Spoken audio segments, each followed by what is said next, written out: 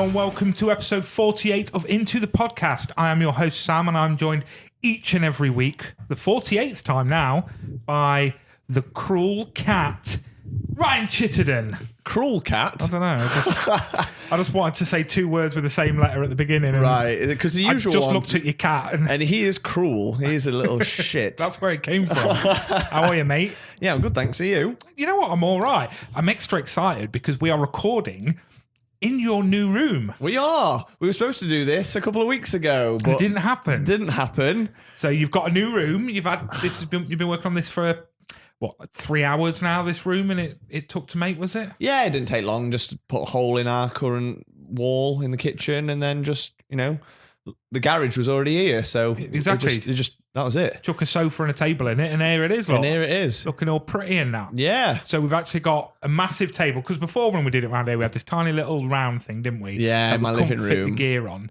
and now we've just got everything on it, and beers and snacks and fucking whatever we need, vapes and pens. We don't even need these highlighters, but there's room for them. So keep them there in case we want to highlight something later. Something that's really important. Yeah, that people can see us highlight. So what's been happening then, brother? What has been happening? Just the usual. The usual, really. I Nothing think. Exciting. What have I been doing? I can't remember the last time we recorded the podcast. Last week. Yeah, but it's been 2 weeks since I've seen you. We've not gamed. Still not gamed together. That's not happened. No, I've literally not done any gaming for It's annoying me now. 2 or 3 weeks now, I think. Stop it. Yeah. One thing I did do, though. Go on, tell me. I went to London. You did go to London. With our boy Drew. Drew Flanagan of Drew Flanagan Music. Tell me about this. So we had it planned. I think I spoke about it on the last episode. It was my plans. But we had tickets to see one of my favourite artists, Johnny Flynn. I have listened to Johnny Flynn since. Thoughts? Big fan. Enjoy it. Got to say, the Detectorist song is his best song that I've heard so far. Oh, it is his best song, which that's how I discovered him, because I love the Detectorists.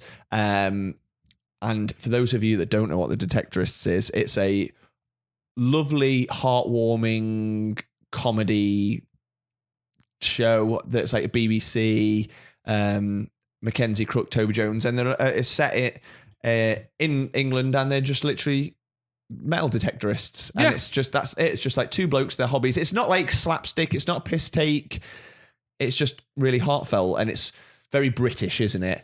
And it's sort of lovely, like countryside feel. And Johnny Flynn, it's got a really nice theme song, and then I was like, oh, who's done this? This is amazing. That's how I discovered Johnny Flynn quite some years ago, and I've become obsessed with him since. Yeah, a lot of my playlist is like random crime shows that I've watched on Netflix, and I've gone, oh, that's a banging opening tune. So a lot of the Harlan Coben TV shows, they always have banging opening songs, and I always end up just fucking following, just getting that song, but then listening to the other tracks from the artists from there. They're great. So that's how I discovered Johnny Flynn, and then like I said, I've been obsessed with him since. But he's most people probably know him now as an actor.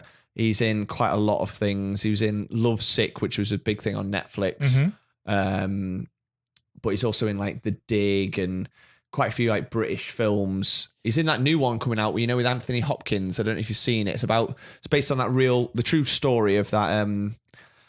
I don't know the story. I don't want to butcher it, but I know a man he helped rescue loads of children from the Nazis. Okay. And there's a real clip of him on a TV show, and he's in the audience, and he doesn't know that it's actually a trick. It's all about him, and the audience is all filled with the people that he saved. Oh, right. So it's like an incredible real life moment, and now they're making a film about it. And Anthony Hopkins plays him when he's older in like that famous scene, and Johnny Flynn plays him the younger self. Oh, that's amazing. Because to me, like, the way you described him, you just get a picture in your head of what somebody looks like. Yeah. He was a 70-year-old man with a Santa beard and like proper fisherman vibes. Yeah. And then obviously you met him, so you took pictures with him. And I was like, who's this guy that Ryan and Drew went to see fucking Johnny Flynn with? Yeah. And then you're like, no, this is him. It's him. He's like 40-year-old bloke. But he's quite a baby-faced guy, sort of just like, he's just a normal lad. And so we managed to get tickets to see him, because I'm pretty on it with tickets for gigs for people that I want to see. And for someone like him, you have to be, because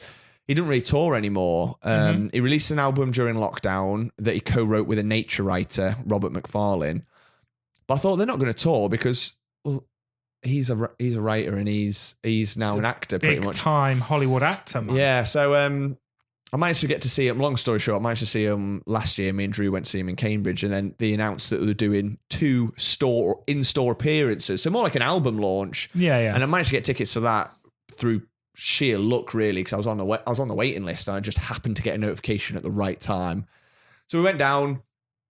It was in like a record store in a Rough Trade. Rough Trade. Yeah. Yeah. So like really, really cool like record shop, and then it just got changed into a like they had like a stage. So obviously the store shuts, and then they just quickly move some of the like the shelves out the way to create like a tiny, like it's still only small. I think the capacity is only like 300. So we were buzzing the fact that we got to see Johnny Flynn and the fact that it was going to be that small and that intimate. So we obviously left the store because we got down a bit early, just got the train into London. Went to the pub next door, went for a drink, and then we're like, should probably go see what the crack is. Do you know what I mean? Because we spoke to one guy in the shop. Well, Drew asked him. He was like, "Oh, what's happened? We're here to see Johnny Flynn. Do we just come back at 7?" He was just like, "Yeah, 7." Right, thanks, real helpful. And anyway, it's a good job we went back out to check at like sort of 6:15 because people were starting to queue already. And luckily we joined the queue and there's only like 8 people in front of us. So we're still like, right, we'll be right at the front because that would have been so shit. Get down there early and then you're being right at the back, especially it's in a store. So it's not built really fit for purpose. So if you're at the back, even though there's only 300 people, you're still going to have a shit view. Anyway, we managed to, so we were 8th in the queue, and then we just stood like 45 minutes just waiting for it to open. But we were just laughing, having a laugh. And Drew is someone, as you've seen it when we went to Comic-Con and we met Michael Bean, that he's quite a confident guy. He's very nervous around famous people. Yeah. He just melts. And we were laughing because we really didn't know what to expect from this in-store appearance, because on the thing originally it said like that I'd seen, it was like 7 till 8 performance, 8 till 9 signing. So I thought, maybe they'll just chat a little bit, do a couple of songs, and then do like a sign-in, maybe answer some questions. Do you know what I mean? Not like a traditional gig. Yeah. And I'd seen pictures of the previous store appearance that they'd done in Brighton. It was literally the two of them, Robert McFarlane and Johnny Flynn, sat on the front, a couple of stools at the front, a couple of microphones in hand, and then a guitar. So literally what I thought, probably answer some questions. And so Drew was like, if I get a chance to ask him a question, what shall I ask? And I'm like, I don't know. And then we're just laughing because when you go on Google, you put someone's name in, it comes up with like the pre-questions, sort of how old is Johnny Flynn? And then you click on that, and then it brings up like 3 more questions. Yeah. And then what a lot of people don't know is that he's related to Jerome Flynn. And I don't know if you know Jerome Flynn. He's a lot of people will know him. He's a really famous actor, probably best known to most people now as being in Game of Thrones. He's Bronn in Game of Thrones. Okay. So he's like Tyrion Lannister's sort of henchman. He's part of Robson and Jerome. Now I know who he is. Yeah, I know. Why don't you start with that? Yeah. I never watched fucking Game of Thrones. Yeah, well, but the thing is, because we're a generational thing now, most people will know him as Bronn from Game of Thrones because that's the biggest thing he's done. But one half of Robson and Jerome. From Soldier. Yes, mate. He's also in like Ripper Street. He's in loads of stuff. Big name. Him and Johnny Flynn are half brothers. Amazing. And both fantasking musicians. Jerome was a banging fucking musician. Yeah, he got like number ones and stuff, didn't he? So anyway, we were laughing because like, obviously, we were just looking at these set questions on Google and just taking the piss because it was like, how old is Johnny Flynn? And then it was like, how are Johnny Flynn and Jerome Flynn related? And then the next question would be something totally unrelated. It'd be like, why did Jerome Flynn and Lena Headey not share any scenes in Game of Thrones? Anyway, we're pissing ourselves laughing, saying you should just ask Johnny Flynn all these questions. Keep going until someone like escorts you out. And then we're pissing ourselves about Jerome Flynn. And as I'm looking behind, past Drew into the street, because we just stood in the queue, Jerome Flynn walks into shot. No. Yeah. And I was like so deadpan. Why didn't you tell me this? I was waiting to tell you the story. So I so deadpan just said to Drew, I was like, because we're literally just laughing about Jerome Flynn. I was like, he stood right behind you. And obviously you think, he's taking the piss. Mate, so Drew just went, yeah. Turned and looked around, shot back. I was like, fucking hell, it's Jerome Flynn. That is insane. Did you get to talk to him? No, we could have done if we wanted to. And it was one of them where he was stood outside for a bit, but he was with his family. And we were there's kids there, and we didn't know if they're Jerome's or Johnny's kids, but like there's like a few of them. So they're obviously family and friends. So because they all went in, and we went in, we were right at the front, right at the very front. We had an amazing view. But we literally got like Jerome Flynn just stood right next to us. That is insane, man. And family. So it genuinely felt like it was Johnny Flynn and Robert McFarlane's family and friends and me and Drew watching this show. It was both crazy. Dressed as fishermen as well. Both dressed as fishermen. Yeah, that was not pre-planned, by the way. I'll put this picture up on the social media because they were both dressed as fishermen. Yeah, like, weird. We just met up in Nottingham, and I was wearing like my turtleneck sort of woolen top. Yeah. And then Drew's in like yellow dungarees. Bright yellow dungarees. Like, it couldn't be any more fishermen. Didn't realise you were coming as a fisherman as well. And yeah, but like the gig was incredible. Like, it was a real nice performance. But as opposed to the Brighton one, what happened was Johnny Flynn came out, sang a couple of songs with his guitar, and then Robert McFarlane came on, and they both just did a little chat, and they're like, "This is unscripted." Yeah, keep going. Yeah, this is unscripted. So they just reeled off some, just a bit of chat. Then Robert McFarlane went off the stage, and then they brought the backing singers on. Oh, cool. So it felt like more of a proper gig. Because even when we saw him in concert last time, it was literally the two of them. So Johnny just with his guitar and Robert, and they sort of did like a story. Like, he would tell a story, like the narration and the meaning behind each song, and then Johnny would sing it. Oh, brilliant. So this was like more of a proper gig than we'd ever seen before anyway. Yeah. And then they sang like all but 2 songs from the new album. And I was like, this is incredible. Like, it was so good. And I just turned to Drew. I was like, surely what they're doing here is they're just doing a proper gig, but sacking off like the signing aspect. Yeah. And it didn't say anywhere they was doing a signing or anything. And we couldn't find it online. So I thought, fair enough. You'd have that trade-off, wouldn't you? You go, of course. Proper gig, right at the front, incredible view. Stood next to half of Rodson and Jerome. Yeah, just stood next to Jerome Flynn. And it was one of them, do we get a picture with him? We didn't want to be those guys because, he's there with his family, he's with kids, and we're like, it's not his thing as well. Of course, yeah. I think it'd have been different, like, if it was afterwards and they were sort of like milling around in the bar area, then you'd probably go, oh, Jerome, do you mind like going for a picture? But especially when you're waiting to watch the show and stuff, so we tried to play it cool, basically. And you did. Yeah, when we did. We actually did. Could have got him on the podcast, though, bastard. And then, so yeah, incredible gig. And then at the end, obviously, like, bear in mind, they'd done all but 2 songs from the album. We said, all right, we're going to do the signing now.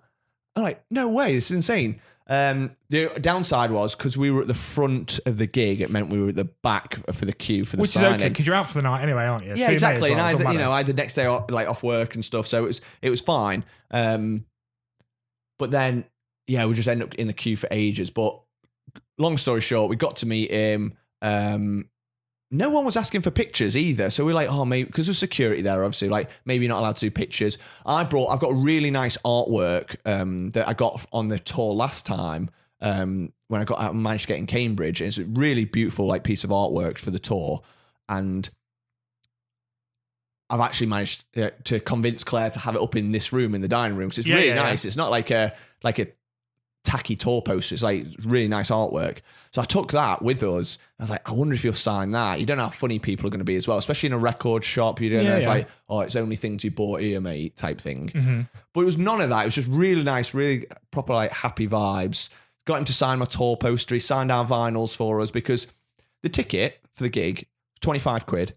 That included a vinyl, vinyl of the gig, which is 25 quid, which he then did a live performance for like an hour and a half.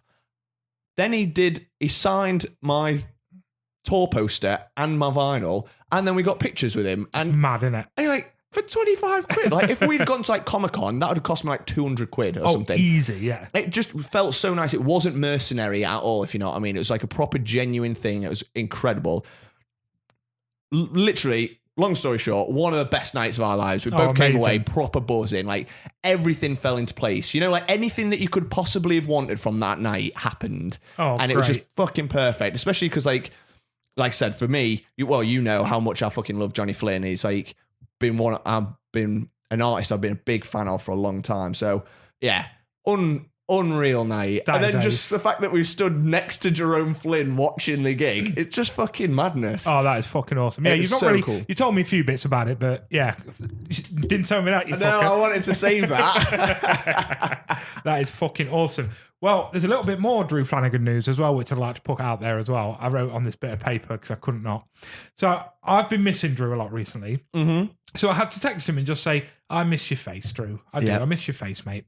And he messaged me back going, I miss you too, mate. I'm actually not far from you in Whole Beach. I'm at a wedding and I've been, seeing pictures. I was like, well, you make sure you go and get pissed, have a great night, blah, blah, blah. Yeah. Anyway, later that night, I see some pictures that he's put online. So he stayed in this hotel and when you book a hotel, it's normally like how many people are staying, blah, blah, blah. Then there's always like any special instructions. So Drew Flanagan, being Drew Flanagan, writes, a printed off picture of Nicolas Cage on my pillow, so I know he's watching me whilst I sleep. Yeah. The motherfuckers printed off a picture of Nicolas Cage and put it on his pillow. But Nicolas Cage from Con Air, that incredible shot where his hair's just billowing away. Oh my God, I couldn't believe it when that happened. It was the funniest thing I've ever seen. It was so good. And they just responded to him, didn't they, saying, this is the best request this hotel has ever seen. We'll see what we can do. Yeah, and there it was when he got into his hotel room, little bed, Nicolas Cage just sprawled out on it, looking beautiful as ever. It's so funny. Do you know what's really, really weird though about that? So that was on that was a Saturday night, wasn't it? Yeah, it was. Yeah. And I didn't know about this because he didn't post it till the Sunday. But Claire and I were at our friends' sort of like we had our Christmas do last week, and we all went round our friend Kyle's house. We had like Christmas dinner and stuff, and had loads to drink. And Claire just drove, so we're coming back, and I was a little bit pissed in the car. And I was like, do you know what I want to do? I want to go home and I want to put on Con Air in bed. Really? Yeah. It's honestly, and I was like, I really want to do that because I feel like I just need Nicolas Cage in my life right now.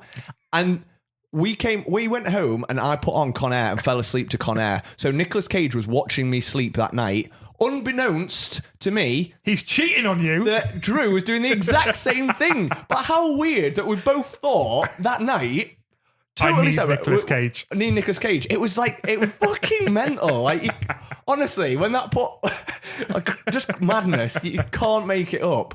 I fucking love it. Well, it just goes to show how in sync you two are. Yeah, clearly. Well, yeah, look at both turn up as fishermen, both needing Con Air, Nicolas Cage to watch us whilst we sleep.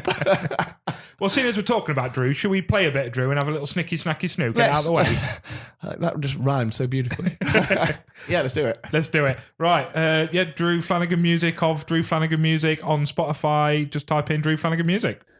Here come Sam and Ryan, listen to them both speak. They've come 2 hours on with their pop culture critique. But are you even a nerd if you don't overread? So come on everybody, it's the snack of the week. There's our boy Drew. I miss him so dearly. Please come. Should we get Drew back on the podcast? Oh, I definitely need to, yeah. We've obviously only had him on the once, and it was an absolute fucking shit show. Not the episode, the fact that we were supposed to try record and the gear wouldn't work. Yeah. So we had to not record and then do it the next day when we was hanging out of our bollocks. Oh, we were so rough. One of the roughest I've been.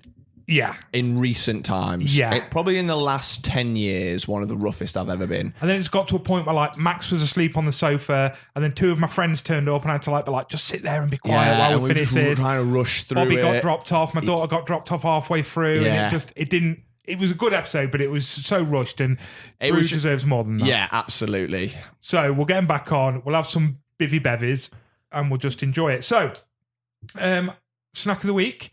I bought us a drink and we got a little something from your wife. We have. So should we do the wife first? Sure.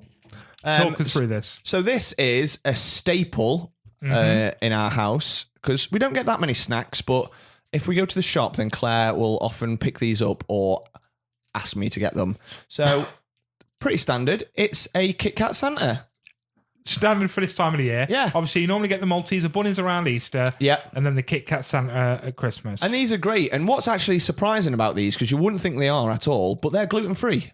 Are they really? Yeah. So that's why Claire, I think, is a big fan, because they're the sort of thing you would expect to have gluten, because it's like biscuity. Oh, yeah, of course. But there's no gluten in it. So Claire bought this just because they're your favourites? Yeah, certainly Claire's favourite. And this is what it's about, isn't it? We want you guys to buy us snacks. Yeah. first and foremost, and secondly, buy snacks that you love, so we can discuss whether we love them also. Yeah, we feel that a little bit closer to you. Exactly. They don't have to be weird and wonderful all the time. No, they don't. So a lot of the time, they can just be banging snacks. Of course, mate, and that's what we want. Weird and wonderful's great until they taste like shit. Yeah, Do you know what I mean? Absolutely. So should we eat this chocolate Santa? Yeah. Cheers. Cheers, mate. Cheers, Claire. Thank you. Thanks. Oh, you can't go wrong, can you? This is good. It's just good chocolate snack. Everyone loves the Kit Kat. Yeah. Everyone loves Santa. Yeah.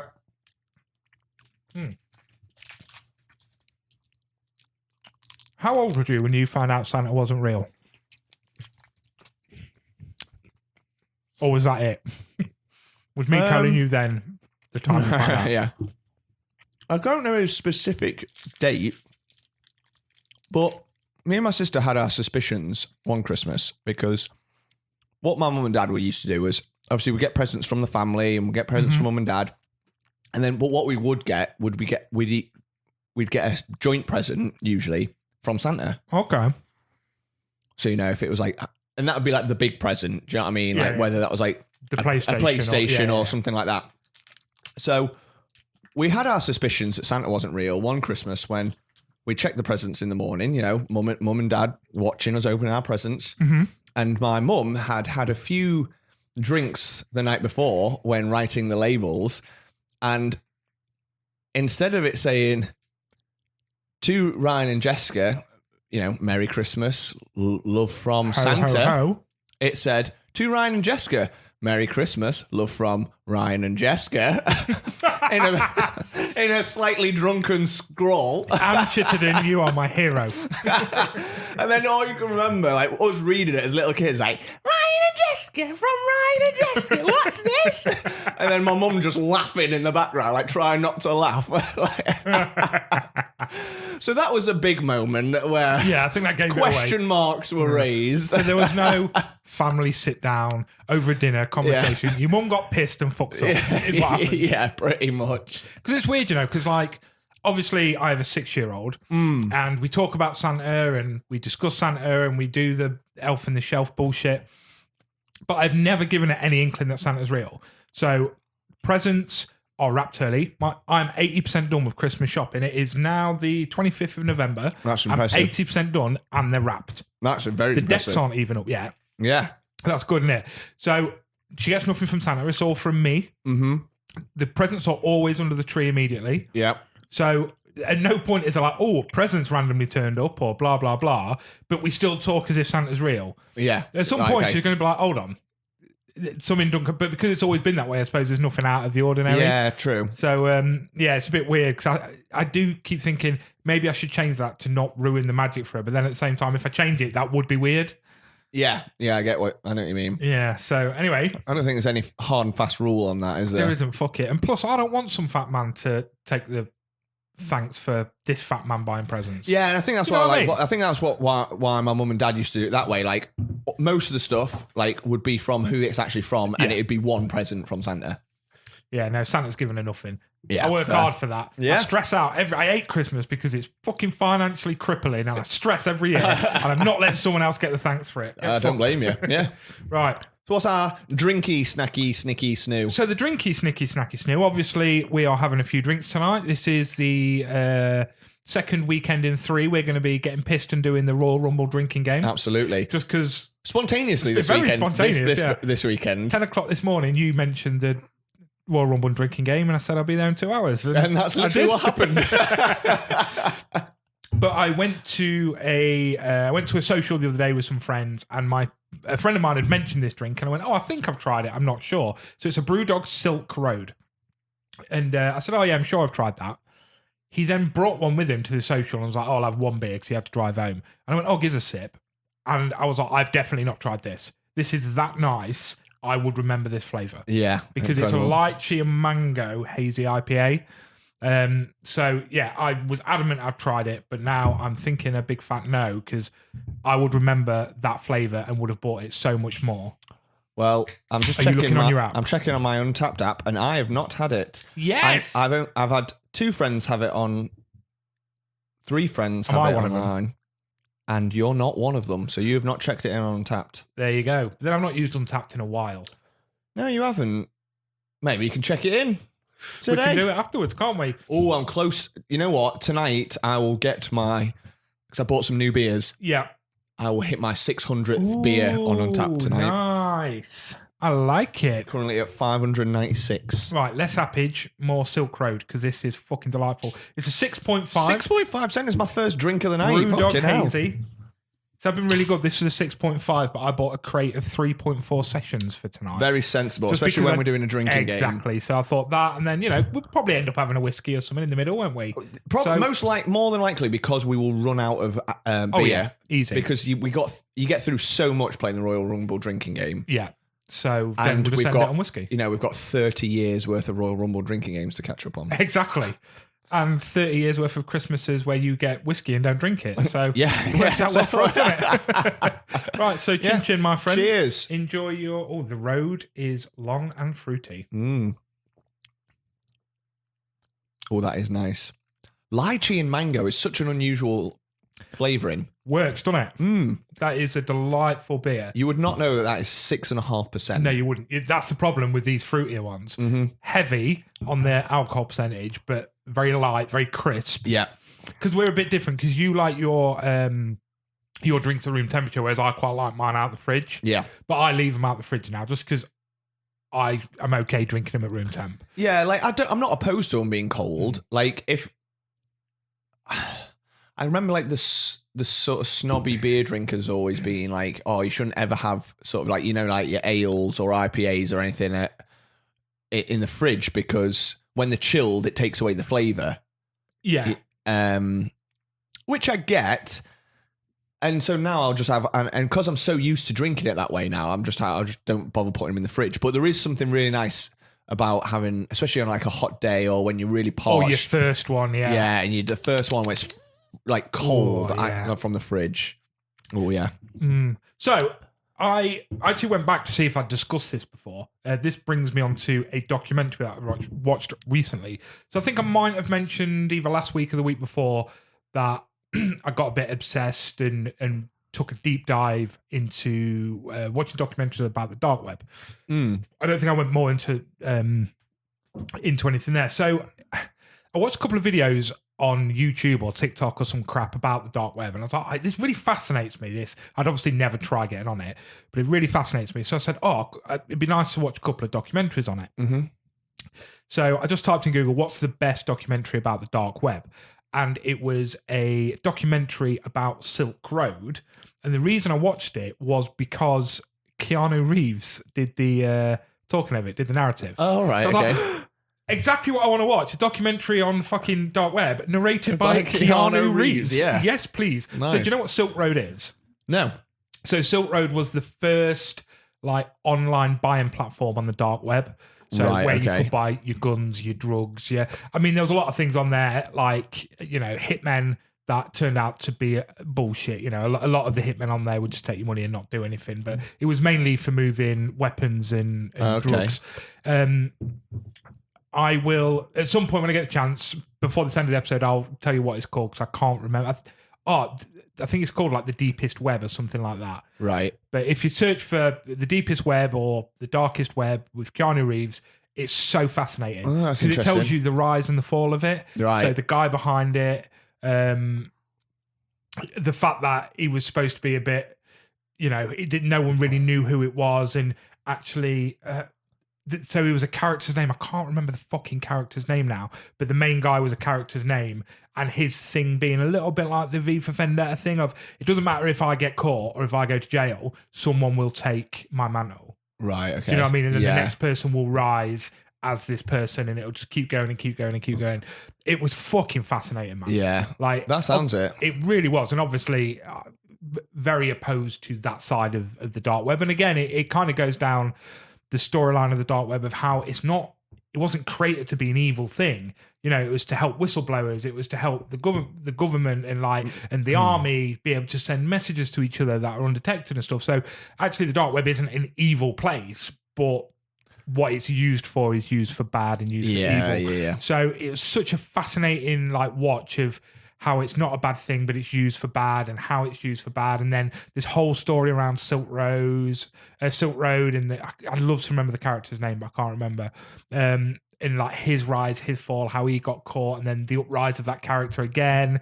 It's fucking fascinating. That is interesting. I'll try it when we take a break in chatting, or you're chatting. I'll have a look, see what it's called, and I'll mention it. But yeah, when I saw these, I was like, I need to get you a Silk Road, and I was like, I'll quickly mention that. No, I would associate Silk. I've never heard of that before. I would associate the Silk Road with like the historical sort of trading route to China potentially. Yeah. I think, isn't it the Silk Road? I think it was. Yeah. Europe to China, was it? I think so. Yeah. So I'd associate that as the Silk Road. But it's not something I know really at all. I know you spoke about before, like the dark web and stuff. We need to get Ed Williamson, into the podcast resident history. We do need to get that boy on it because to confirm this for us. Yes, absolutely. Maybe Ed, if you are listening, you should send us a 60-second snippet of what the Silk Road means. Oh yeah, we can have that. We can add History Corner into the podcast. Okay, so it's just called Deep Web. Deep Web, and it's like 7 out of 10 on IMDb. 80% on Rotten Tomatoes. Yeah, if you can find it, Deep Web, very interesting chat. Now, what else have we got? Oh, I tell you what happened. Something that I've done recently. Go on. I mentioned either last week or the week before that I'm starting a new job. You did? So when this comes out, I will only have 5 days left at work. Then I'll start my new job. So I managed to wrangle my way to my old place of work where you work. Mm-hmm. I managed to fucking blag, I need to go there because I need to fucking do this, and this job-wise. Yeah. Anyway, so I went there for the day. It was really nice. I did absolutely sod all. Unless my bosses are listening, then I did absolutely sod all. So I did my work when I got there. It's really nice to go around, talk to people. I saw you. Yeah. Caught up with a lot of old friends. It was such a lovely, lovely day. So I went into my old office in the department and had a bit of lunch, and there's a lot of new faces there. Mm-hmm. So I'm sat talking to our friend Joe, who we've mentioned a few times on here, and there's a couple of people that I'd not met before, so I introduced myself, blah, blah, blah. Anyway, I'm talking to Joe about something, and I just hear this new girl that I've not met before whisper, "Is that Podcast Sam?" Mate, so that was Alexis. Yeah, that nice. You mentioned earlier. She's giving you some recommendations for films. Yep. So we now know that she listens to this podcast. Alexis, I want to personally thank you. You made me feel like a fucking rock star for all of about 5 seconds. Is that Podcast Sam? Just under her breath, I was like, yeah, baby, here it is. Because it's really good, because it's one of these days of walking around. I'm seeing people I've not seen in a couple of years, and I felt like a local celebrity walking around. Well, anyway. Yeah, you know so many people. Yeah, because returning hero. Because I'd worked there for so long, there wasn't anybody I didn't know, and obviously coming back in and like a lot of new faces and stuff. So I was like, okay, it's not the same, but you know, it's gonna be nice. I'm gonna be coming back to work at your place a couple of days a week. So I felt like a bit of a local celebrity anyway, walking around. And then when I heard that, I was like, you've made my day. Yeah. Yes, baby, you have made That's my quality. fucking day. I absolutely loved it. That is quality. So that's basically all I've fucking done, really. I've had a couple of horror nights, so I think we should chat about films that we've watched recently. Yeah, okay. So we may as well do the horror night that we did together. So we got the Psycho Sickos together. We did. We did actually mention this on the last episode, how we was going to watch Boogeyman. Mm-hmm. So our friend Kanish told us that we had to bring colour-themed snacks. Apparently it's a TikTok trend. It's a TikTok trend. We've never seen it. Snack board or colour board or something like that. I don't know. We're not cool with the kids. Maybe we should get into the podcast onto TikTok. That's how we'll reach we need to start filming audience. it, which FYI I am looking into. I need to know how much it's going to cost me and how much of my life it's going to take to learn how to edit. Yeah. But I am looking into filming these and being able to get us onto TikTok, but bear with, it'll not be tomorrow. So this new trend, and 2 of the girls came with these gorgeous looking boards with fancy food.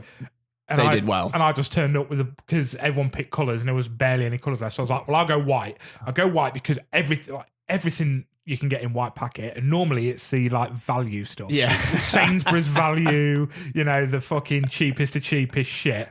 That was hard work, mate. Nothing's in a white packet. No.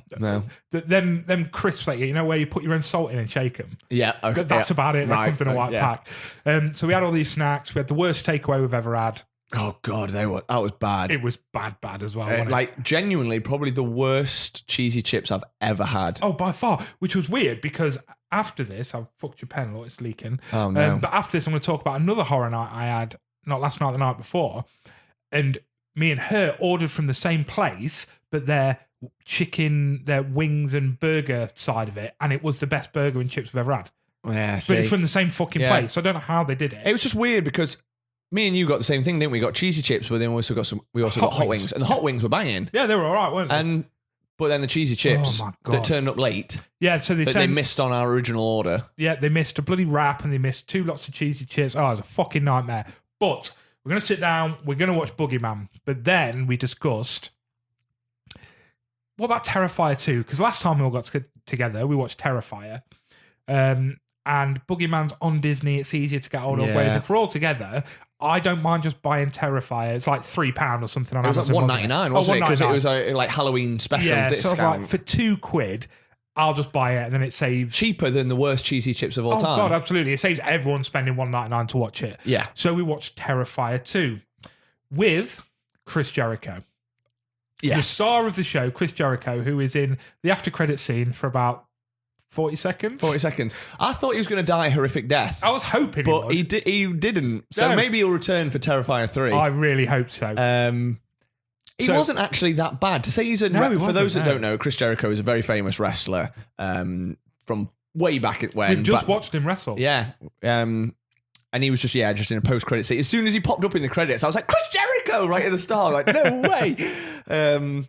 So go on. What you'd already seen Terrifier 1 when we first watched it. Yeah. And obviously you didn't know Terrifier 2. And for those that don't know, the Terrifier films are a gory slasher horror film series, and the main character is Art the Clown, who is a mime, all dressed up in makeup, in his costume, doesn't say a single word in either of the films, and he's just the villain that goes around and kills people in horrific ways. Like a lot of the characters, I'm not giving too many spoilers away, but he's almost like, there's that question like you have, with like Mike Myers and stuff, like, are they supernatural? Yeah. Can you kill him? Can you not? Like, he'll get shot, but like he'll then come back alive and all that stuff. So we really enjoyed Terrifier 1, didn't we? When we first watched it. And then we're going into Terrifier 2. A 2.5 hour long film, which is very long for a horror film, especially like a gory slasher film. What did you think of it? Loved it. I absolutely loved it. Now, I'll be honest, it was long. Yeah. And bearing in mind, there is a lot that goes on in this film. There's a lot of horrific deaths. I mean, there is a death where he practically skins someone. Yeah, and you see it as well. It's not one of those films, because this was released independently, and the guy who directed it did all the special effects. So, and because it's released independently, he had no studio saying you can't do this and you can't do that. So they show everything. It's probably the goriest film I've ever seen, Terrifier 2. So there's a scene where he skins someone, you see everything, and then he just pisses off out the room. I mean, there's a lot of things where you're like, how is this person still alive? Yeah. Physically not able. Yeah. But he then pisses off after skinning her and like... And she's crawling around, trying to get to the phone with like half a back and half a face, and she's been scalped. Yep. And then he comes back in... with a tub of salt. And bleach. So he pours bleach into the open wounds that she's been skinned and then starts rubbing salt into them all. Now that itself is fucking horrendous, isn't it? Oh my God, it was so horrific. So bad. But that's what that was one death. That was just one. And it was there is a lot of deaths. For me personally, the bit I winced at the most, and I think any male would do the same, is when a man is taking a piss outside, and then he just sneaks up. Art the Clown sneaks up to him and stabs him in the dick. Stabs him in the dick. And you see it, and then he's just on the floor, and he just keeps repeatedly stabbing him in the dick, and then chops his dick off, slams it against the car window where that guy's girlfriend is in the car, and his dick is just slammed up against the wall, the window, and you are... It's like, what the fuck? But that bit with that first stab that came out of nowhere, I just instantly winced and like, oh God. Yeah. But there's some iconic scenes in this. So There's this dream sequence quite early on where it's like a kids' TV show and this woman's singing a song about like coming to the clown cafe. On a banjo, and it's all very happy. But then Art comes in and takes them all down with a fucking Uzi. But they're all smiling and happy about it. It's sort of like a really weird, surreal scene. Yeah, isn't there's it? a kiddie in Art the Clown cereal, but it's full of maggots and razor blades and like real messed up stuff. So there's a lot of iconic scenes in this film. But for me, the best thing about this film, the one thing that I will take away from it, is my introduction to Lauren Lavera. Lauren Lavera is the lead actor in this film, and she might be the love of my life. And I've said this before in films.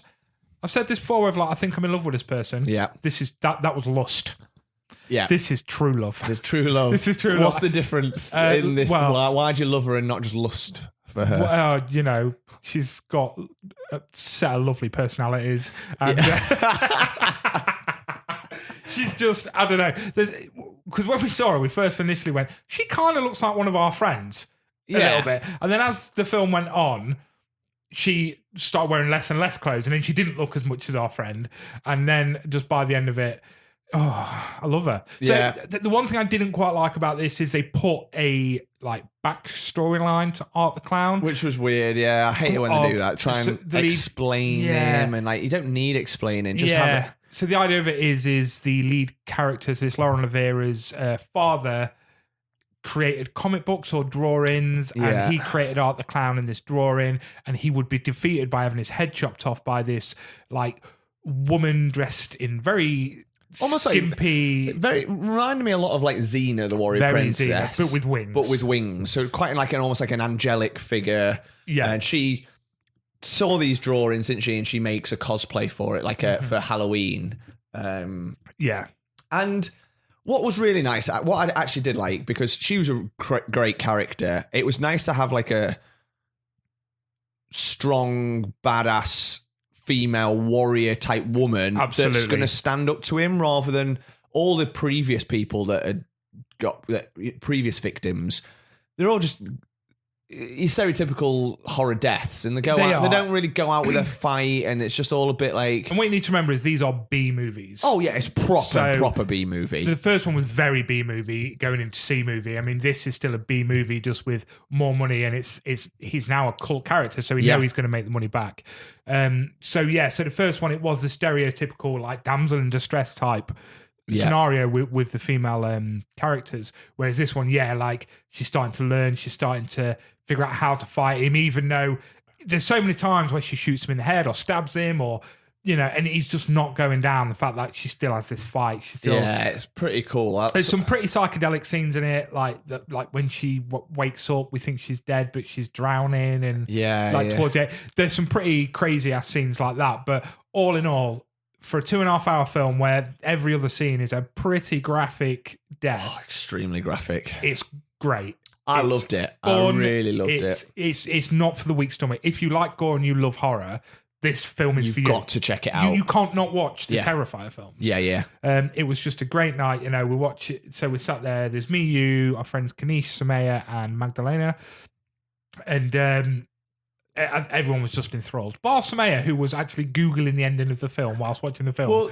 she doesn't like horror films though. But yet she joined the horror gang. Yeah, I think it's just because she wanted to be socialised. She was one of the first people to get a shirt. She doesn't actually like horror, so she couldn't stomach looking at it. And this is not what to watch if you don't like horror. No, not at all.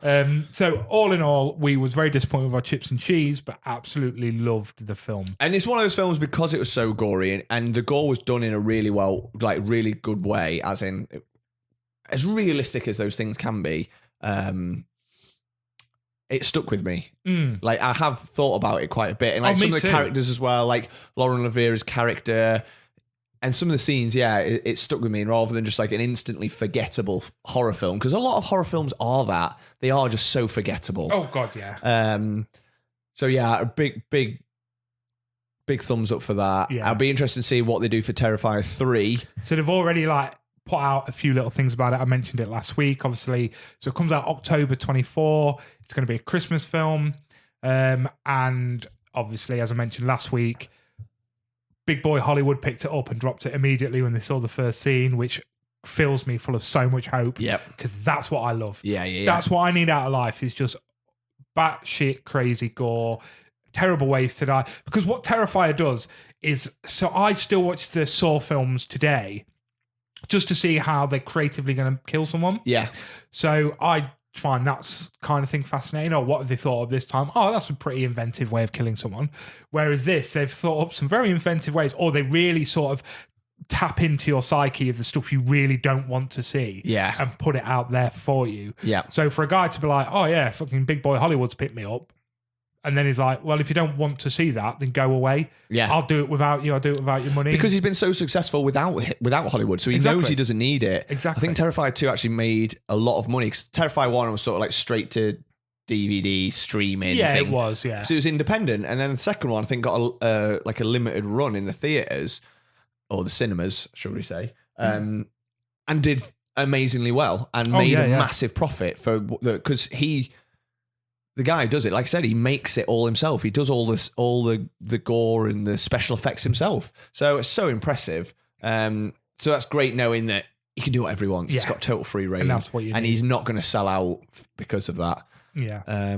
What's crazy though is when I went to that horror Comic-Con, is that the actress who plays the woman from the psychedelic clown cafe scene and who sings a song was there, and she came on stage and sang that song with the scene on the big, like the cafe scene on the screen behind, and just sang it, and it was so bizarre. So I've seen a live rendition of that song played. So right now we're recording this on the laptop, which is many years. It's older than my dad. Yeah. So if I was at home, I would just clip on the song at the end so you could hear it. But go and listen to Clown Cafe from Terrifier 2. It's, for what it is, it's a banjo, folky, kind of upbeat song, but with this really horrible sort of scene happening behind it. Give it a listen, or watch that scene on YouTube or something like that. Or go and watch the film. Go watch the film, in fact. Yeah, just go watch the film. Just do it.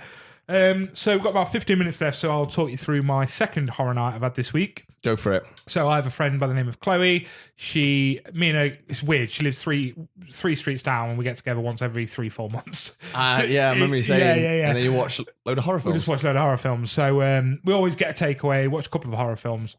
So we had no plans of what to watch. So we went with Five Nights at Freddy's. Ah, the new one. The new Five Nights at Freddy's. Now, I didn't actually know anything about this film. I know they brought one out. I was dead against it because I'm a big fan of Willy's Wonderland. Mm-hmm. So I've done no research. I didn't know who was in it, what it was about. I knew it was a Jason Blum film, but that was it. Mate, this is star cast. Really? So the main guy is the lad from Hunger Games. Oh, yeah. Yeah. Fucking Matthew Lillard's in it. I don't know who that is. Shaggy from Scooby-Doo. Oh, shit, I fucking do. Yeah. He's a fucking legend in it. He's looking old now, boy. Oh, I bet. He's looking old now. But the kid in it, so one of the ghost kids in it, is young Luke Skywalker from the Obi-Wan series. Really? Yeah. There's a woman in it. So it's all recognisable faces, just everyone. And there's this like evil aunt in it who's trying to take away the young girl, who I'm like, I know her. I've seen her in loads, and I've looked through her discography, and I don't recognise any of the things. Right, okay. I know her. Yeah. So I'm thinking, do I know her in real life at this stage? Because I've not seen any of the shit you've been in. But, maybe Google her. She's probably from Lincoln or something. Yeah, exactly. Yeah, turns out we dated once. Yeah. So we watched that. Mate, I'm giving it a thumbs up. Really? Okay, because I think I've not seen a lot about it, but I think the bits I had seen were quite negative, which is not that shocking for a horror film. Go in expecting what's on the fucking tin, and you'll enjoy it. It's a film about a security guard that has to look after this place that basically just has animatronic, like, bears and shit that come to life and kill you. Yeah. If you expect... It's based on a very simple video game, isn't it? Very. I mean, I think it's expanded over the years because it become a cult classic, but like in video game sort of thing. But it was a kids game to start off with, right? Like a bit of a kid horror game initially. It's good. Yeah. It's just fun. Right. I didn't walk away from it being like it was groundbreaking. There was nothing, there was a twist at the end that our friend Chloe was like, "Oh, I didn't see that coming." I was like, "I don't know how you didn't see that coming." Yeah. Of course, it was the only, because it's such a stereotypical sort of ending, like twist, that I saw it coming a mile off. But it's just fun, man. That's what you want. Animatronics. I don't want to give too much away about it, but the storyline behind it is the main guy, the security guard, his brother was nabbed years ago, was taken from this family camping trip they had. He's a security guard in a mall. He witnesses a kid being abducted, so he beats the shit out of the bloke that does it. Turns out it wasn't an abduction. It was just an angry dad pulling his kid away. Right. So they're like, "You're going to go to jail if you don't sort this." He's got a little sister because the mum died who lives with him, but the aunt's trying to get full custody. Okay. So he gets offered this job to look after the place that has the animatronics in it, and his job is basically just keep people out. Yeah. And, people break in, they come to life, some pretty, I wouldn't say horrific deaths. There's a couple of like gory parts in it, nothing over the top. But it's just fun, man. Yeah. You're just watching something and it's that ridiculous that you can laugh that's at what it. like Willy's Wonderland is. Which exactly. Is, we've it's spoken that, just about without before. Nicolas Cage and without the gore. Yeah, which again, I fucking love that film because it's just fun. It's just a fun horror, a silliness, and it's pure escapism. That's what film is for me. Exactly. And that's what Five Nights. Don't get me wrong, it didn't touch Willy's Wonderland. Okay, yeah. I still, in a way, would it hit it better if it wasn't Nicolas Cage who played that character? Probably. But then I suppose the way the character was wrote was really interesting. He doesn't talk. Yeah. He just. But Nicolas Cage does bring something to it, doesn't he? Of course, absolutely. He always does. So, yeah. So that's I'll point good. it out there. Just go and enjoy it. It's Yeah. fun. I laughed. Yeah. I wasn't scared at any point. There's no jump scares for me. But I laughed the whole way through. I was like, "What the fuck's going on?" Because it's just fun, man. That's cool. Yeah, I'll definitely check it out because I did want to see it, and then now that you've given it a good recommendation, that's just a laugh, man. Yeah. Just a laugh. So we actually managed to get this film on quite early. I think we banged it on about 6 p.m. So by the time that I'd finished with eating something, I was like, "Oh, I should just watch something else." Yep. So we watched a film called The Jester. I knew nothing about it. All I knew is it came out this year. The cover of The Jester was basically the exact same cover as The Black Phone, with Ethan Hawke. Oh, yeah, with the mask. And, but it's just hat. The Jester's mask instead of that. So I was like, "Oh, yeah. Should we give it a go?" So we popped it on. Immediately you could see this was a C movie. Right. Not even a B movie. Yeah. It was a C movie. I was like, okay, we'll give it a go. And basically it very much takes from Terrifier, but this Jester that's walking around and like scaring people throughout Halloween, he actually has like magical powers. So like the opening scene, he's talking to this bloke's talking to him, and the Jester pulls his tie up as if he's hanging himself, but the bloke opposite him then starts hanging. So he's got these magical powers or whatever. So it kind of takes a lot from Terrifier. Now, what this film did was take everything from Terrifier that could have possibly gone wrong and then made it worse than if it went wrong. Right, okay. I honestly, to this day, I have never finished a film and realised I was an hour and a half older than when it started. And I was pissed off about it. Yeah. Because right at the very end as well, there's this scene where I don't know how they defeated it. I still can't tell you. Don't know what the fuck happened in this film. By this point, I was Christmas shopping, I'll be honest. Yeah. I'd had enough. But never a good sign, is it? There's just this scene at the end, the whole like, "Oh, we all get together and kind of triumph." And basically it just goes, "Ha, this film was a metaphor." And we go, "We don't care." Yeah. We know it was a metaphor for, I need to not blame myself for my father's death. And I need to not dislike my half sister because my dad ran away with a woman and had a kid with someone. That's what this is all about. And we're going, okay, fuck off. Yeah. What?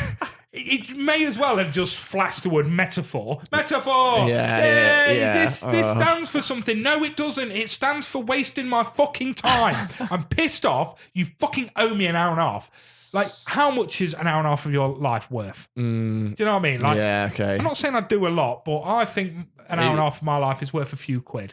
So I'm going to sue him for that amount of money to get that money back, because that was dog shit. It should never have been made. I think the film probably cost about £4.50 to make. Right, okay. There's one scene where blood splatters, and it'd be like me flicking cherry aid in your face. Okay. Like that was the that was the graphics in this film. So if anyone comes across Jester 2023, avoid it like the plague, because you do age watching that film. That's fair. You notice yourself aging. Yeah. It's not okay.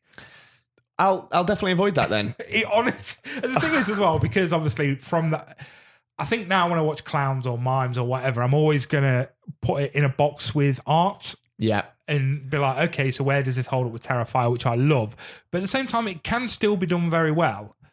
Oh yeah, like the clown, the mime as a character can still be done very well, even if we are holding it against high standards. Yeah, because there is a lot of high standards. Even like, there's a lot of famous ones like Pennywise as well. Like, if they're done very well, they can still be terrifying in their own right. Of course they can. Because clowns for a lot of people and masks are just horrific anyway. Absolutely, you don't need to do anything with that, and you're already looking at it and you go, fucking hell, that's awful. So to get it that wrong is pretty bad.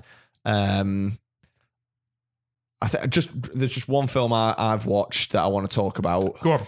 And I watched it last night. It's been on my watch list for a long time, because listeners of the podcast will know, and you know, Sam, that I'm a massive Resident Evil fan, as in the games. Mm-hmm.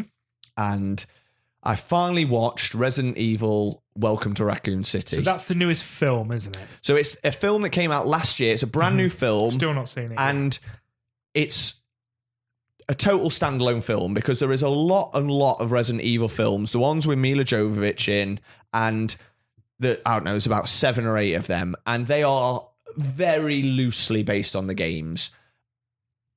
There's a couple of characters that make appearances in that series, and the storyline's not really a thing. The main character is totally fictional, so it's a loose connection. Yeah. Whereas this was the first time where they've gone, right, we're going to make a faithful adaptation of the games. Oh my God, this sounds like it's going to be amazing, Ryan. So what they've tried to do is...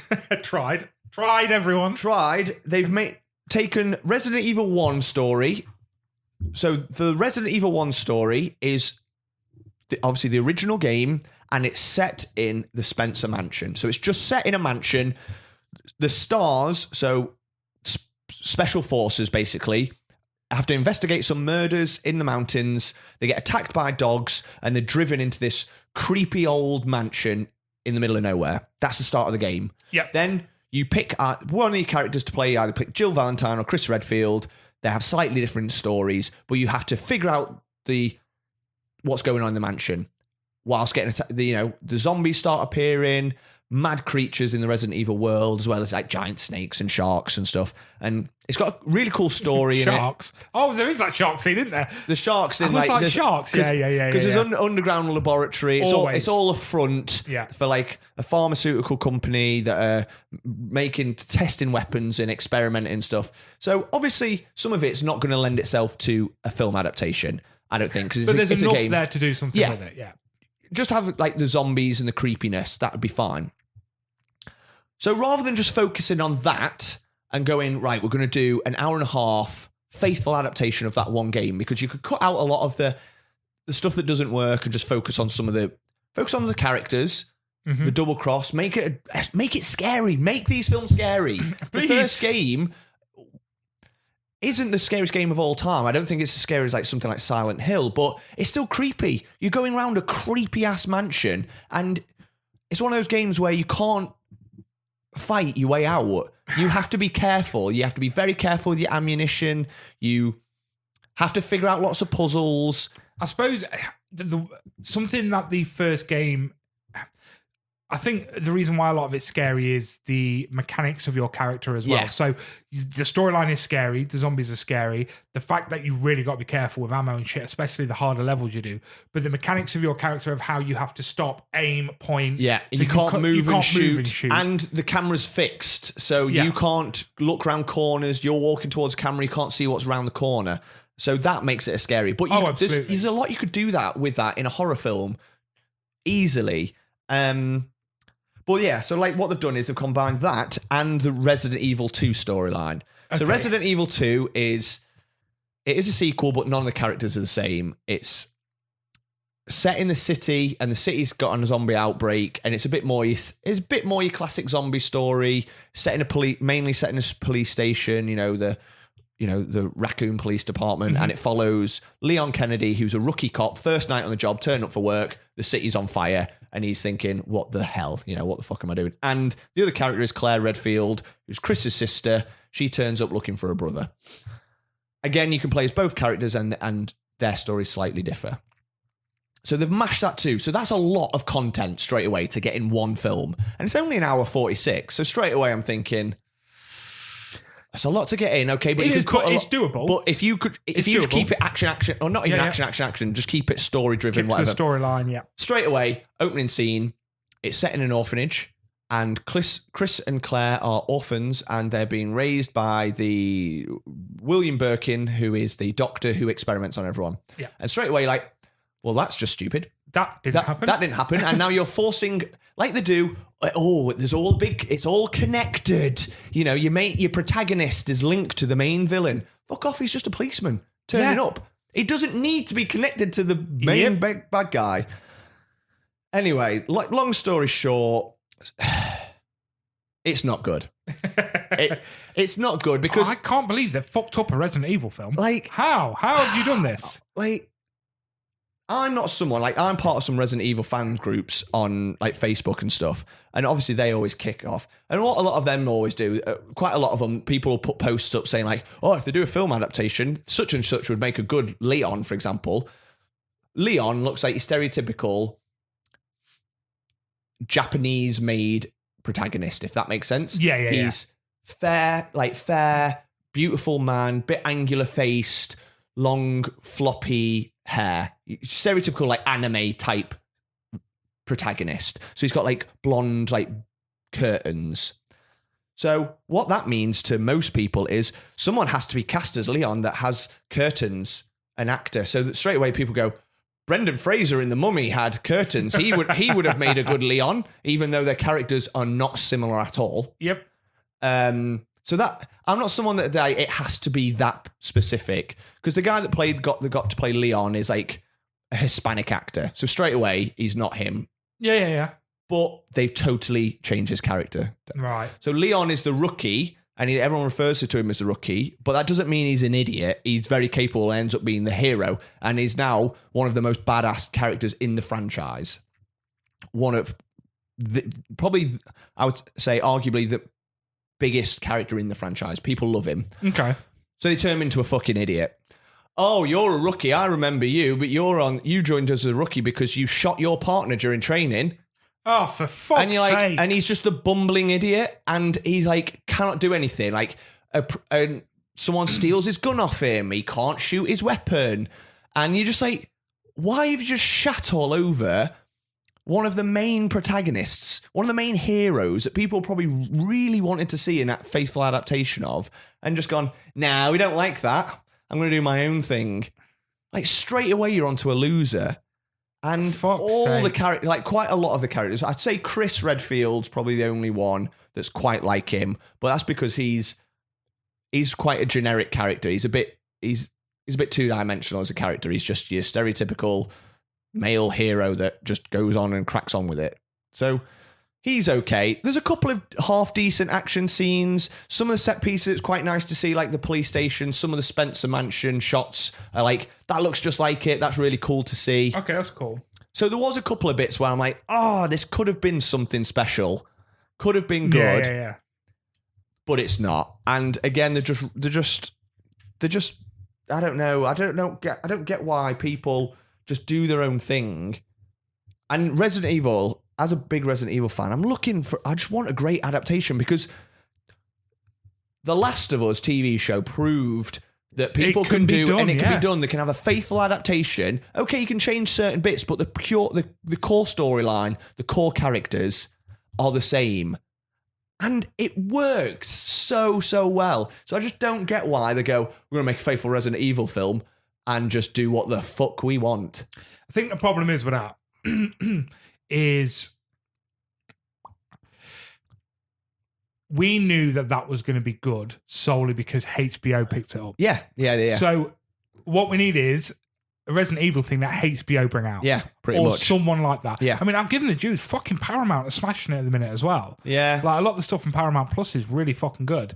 But we need someone like that to pick it up. And we will take the reins. But the thing is, it's that tarnished now. That people have gone white. No, there's no point. Someone needs to go to someone like HBO and go, give me your writers. Let's show people what we can do with this. I totally agree. Because I think anyone like you and me that are Resident Evil fans are crying out for a good Resident Evil film or TV show. I'm friends with friends. I'm in like Facebook groups, and Resident Evil is a huge franchise. There is thousands and thousands of people in these groups. Oh yeah. And if they did a faithful Resident, they will watch anything Resident Evil regardless. So just do something that's going to. There is a huge fan base there that they can tap into, and if it's that good, other people will want to watch it as well. Did you watch the TV show? I started it, but couldn't get into it. You know what? I didn't hate it. Yeah. I didn't like it, but I didn't hate it. Like I got to the end of it, whereas I don't get to the end of a lot of TV shows. Yeah. It gave me something, I guess. And I think like you've hit the nail on the head. And one of my biggest worries is that it'll never happen now because it's tarnished. Because they've got a huge film series that came out before. There's like I said, about 8 Resident Evil films that were done with Mila Jovovich. I can't remember the director off the top of my head. Paul Anderson, maybe. Yeah. What, the newest one? Or the original? The original ones that were just shit. Then they did a TV show which was shit. I know you said it was okay, but critically, it like universally hated. And then Paul W.S. Anderson, yeah. And then just brought out another film which is supposed to be a faithful adaptation, and again it was been done shit. So why, as someone like HBO, would you go, you're just going to go, we're not going to touch that? Oh, absolutely. Because everyone's come before has shat all over it. And the thing is, there's so many other franchises you can touch. Yeah, I know. Like for me, I'm crying out for a Far Cry. Yeah. HBO, pick up Far Cry 3 or 5. Yeah. All over it, because that storyline itself, 3 being stuck. I mean, you haven't played them, have you? No. So 3 was the one on the little island, which was fucking brilliant, and then 5 was the cult one. I think HBO would do better with the cult one because you can sort of very much set that in South America, not South America, but the southern states of America. Yeah. And do a great job of that. You would rather pick that up than something that's been fucked already. Yeah, exactly. And so that's a shame. So I would give it a 4 out of 10. Yeah, it's not bad for a Resident Evil film. For a Resident Evil film. That's what I said. I watched it last night, and then, Claire had not watched it. She was reading a book, and she was like, oh, how was it? And I said, it's the best Resident Evil film I've ever seen, and that's not saying a lot. Yeah. And the thing is, that's a low bar. Yeah. A very low bar. Yeah. You know what? I'm not going to say what I was about to say, because I do want to do a Resident Evil film episode with you where we're going to watch all of them again. I'm sorry. Oh, God. I don't know if I've got the willpower for it. I was made to do this on the last podcast I did, and it was fucking a drag of a week. But we will do this. We will discuss how bad they are. Yeah. But solely just for the chat of, because can you remember the storyline differences in each film? No, I can't. I don't think I've seen them all anyway. I've seen probably the first 4 maybe, and then I just gave up. So we'll go through and we'll talk about the TV shows, the films and the games, but I'd love to do a Resident Evil episode with you. And also, not only that, I'd like to do like a Resident Evil type giveaway for that as well. Yeah, that'd be cool. Resident Evil is still a fucking wicked franchise in itself, so we could do like a bit of a giveaway with that. Right, should we wrap it up? Yeah, let's do it. Fantastic. So those of you that are listening, I very much hope that you are already liking and subscribed and following us on fucking all that nonsense, all Spotify that jazz. And Amazon Music and all that crap. If you don't already follow us on social media, it'd be great to have you on social media. We don't post a lot, but again, we've had a bit of a chat recently about really pushing this podcast a bit more, just to get it in your ears. We're not out to make money or anything like that, just to really enjoy what we're doing and have you guys enjoy it with us. So get us followed on social media, get us followed on whatever you listen to this on, because it'll give you the notifications when we're coming out. Because one thing we're not good at is putting it out when we're supposed to. Yeah. So, I mean, if it weren't for the fact we was doing this tonight, this episode would have been late. It would. And I was like, well, we're getting together. We may as well record. So we're very busy people. We haven't got time to get out on time. So make sure you follow us so you get that notification. Ring that bell. Even follow us on fucking YouTube. If you subscribe on YouTube, that'll give you a notification saying the episode's out, because it's on YouTube randomly, and that'll remind you to watch it or listen to it. So please go and do that. If you don't. But I'll not be happy. And then whilst you're at it, if you already do that and you're like, but I still love these boys and I love everything they do, send us a message.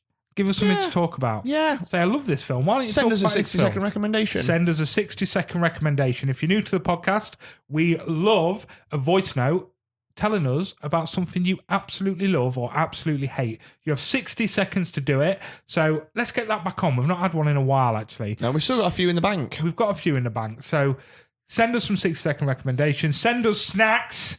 Because I'm sick of buying them myself. Yeah. And just love us the way we love you and the way we love each other. Because this podcast's all about love. It is. Ryan, sign us off with something lovely. I had a dream last night. Oh, yeah? And it was about my one true love. Sorry, Claire. It was, I met Jeff Hardy, and it was so lovely. Can we talk about it on the next episode? Let's do it. Peace.